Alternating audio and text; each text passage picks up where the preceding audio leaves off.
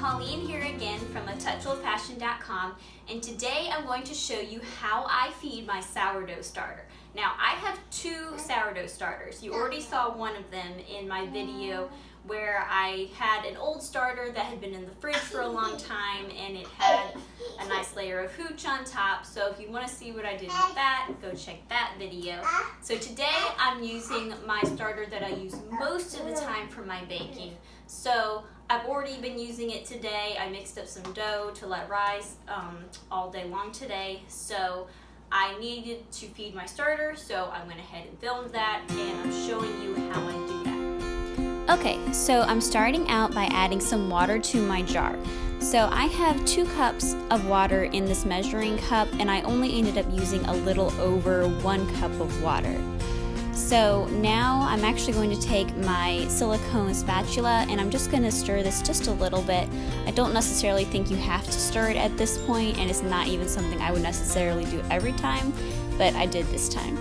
So next I'm going to add a little bit of flour. Now this is hard white wheat that I grind at home.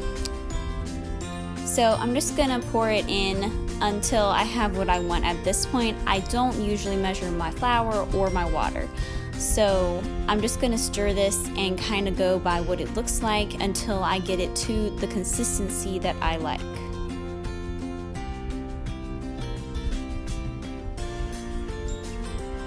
Okay, so I decided to add a little bit more flour because I want it a little bit thicker.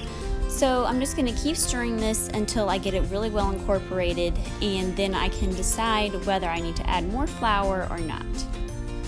Okay, so I'm just stirring, and now I did decide I wanted this a tiny bit thicker, so I'm adding just a little bit more flour, and from this point I'm just going to stir it really well and make sure I get this really well incorporated.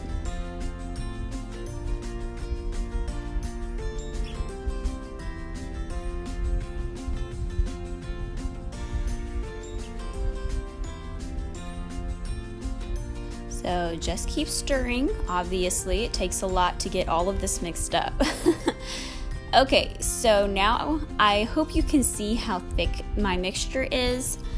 Like I said, I like to keep mine pretty thick. I don't like to have it too runny. So this is what it looks like at this point. So I hope you can just tell the consistency that I have mine at. Now you don't necessarily have to get yours to the same consistency as mine. I'm just showing you how I like to do it. So after you've mixed your starter up really well, make sure that you scrape down the sides so that you don't leave starter coating the sides, because you don't want that to just like harden up and just be all over your jar. So now I'm done with the mixing and I'm ready to take my cover and put it on top of my jar. So if you don't have a cover like I'm using, you can just use like a kitchen towel or some plastic wrap to cover it, because you still want your starter to be able to get air while it's sitting out and rising. Okay everybody, so it has been several hours since I fed my sourdough starter, and I'm going to go ahead and show you what it looks like. Okay everyone, so this is the starter, and it had, like I said, it has been several hours since I fed it, since this morning. If you can see the little mark on the side right there, that's where it was basically this morning.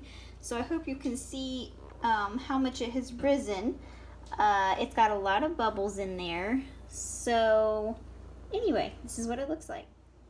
Okay, so that's it. My sourdough starter is good. At this point, I could put it in the refrigerator, or I could go ahead and use it again. I probably won't be using it again today, so I may go ahead and put it in the refrigerator, or I'm not sure, I may leave it out, but I'm not sure at this point. But anyway, I hope this was helpful to some of you, and I hope maybe you'll get an idea of what you can do with your starter. I do think that some people will feed theirs thinner so that it's not as thick as I like to do mine, and it may depend on the recipe you're using whether you need a more runny starter or thicker. So anyway, I hope this was helpful. If you like this video, please give it a thumbs up and be sure to press the subscribe button so you don't miss any of my new videos. Alright, goodbye!